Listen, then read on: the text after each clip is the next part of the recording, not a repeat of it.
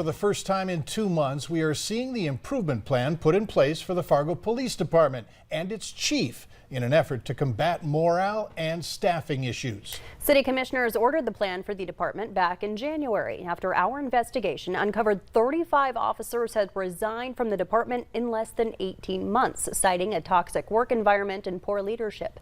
Valley News Team's Bailey Hurley joins us live now with what the plan details. Bailey?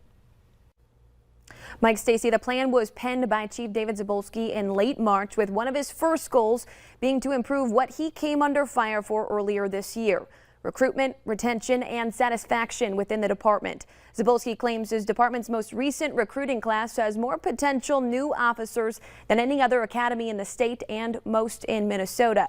He also says rather than learning about various issues from employees in their exit interviews when they leave the job, the department is working on addressing those problems and finding solutions before it gets to a breaking point, now conducting what the city calls stay interviews. Zabolski wrote he's also discussed several other ideas with city leaders on how to better retain officers, but did not go into further detail.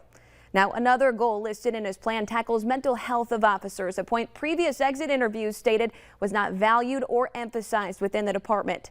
Zabolski wrote the department has already been working on addressing mental health as it's been seeking out law enforcement specific mental health providers, as well as expanding the department's exercise room. He states officers also recently went to a conference to learn how to create a, quote, robust officer wellness program for Fargo Police.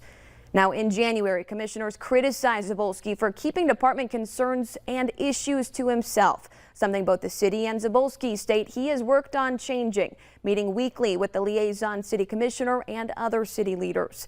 Now, as for parts of the plan that are completed, the city of Fargo says Zabolski provided this plan to commissioners before the April 1 deadline and state he successfully finished his one-on-one interviews with all FPD staff members. However, it's unclear if commissioners or other city leaders are having their own one-on-one meetings with those staff members as well. As for what's next, the city says there are many long-range elements in the plan that are still in the works and says Zabolski will be further updating commissioners on his progress on that plan at a future commission meeting. Mike, Stacey.